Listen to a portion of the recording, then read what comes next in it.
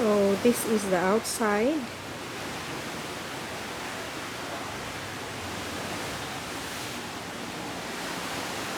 Nandyan na yung dagat. This is our room.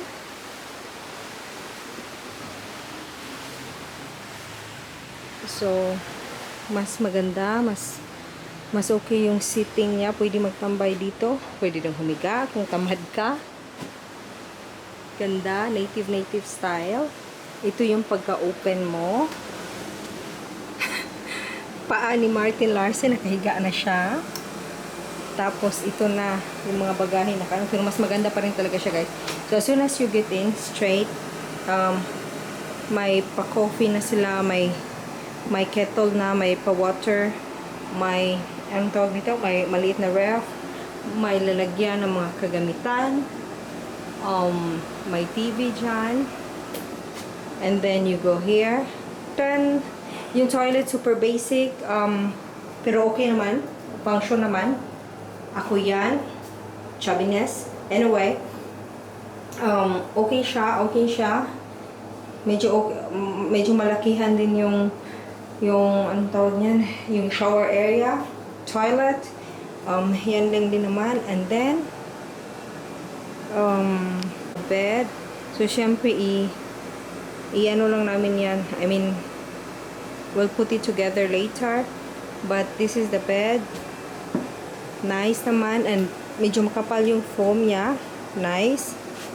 And then, may paganyan. Martin's relaxing. Nice curtains. You go up here. My ceiling nila super high up there. Aircon. As in, mas masaya ako dito. Guys, blessing in disguise na transfer kami and we decided to come here. And I'm super happy kasi pagkalabas mo nga, wala masyadong tao, may parang privacy ka, may terasa na pwede kang magtambay, tapos may swimming pool din. Hindi siya direct, basta may swimming pool din, pero medyo sa ganun-ganon. But dito, I'm really okay already with the beach, sa dagat, ganyan. So later today, the family is gonna come. It's gonna be super, ano tawag yan? Maingay. And that's also nice.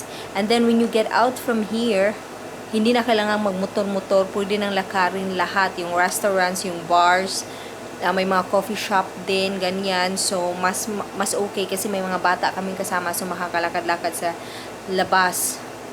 So yun yung araw namin today, and right now 2 plus na ata, we're hungry, so we're gonna go out and we're gonna find food.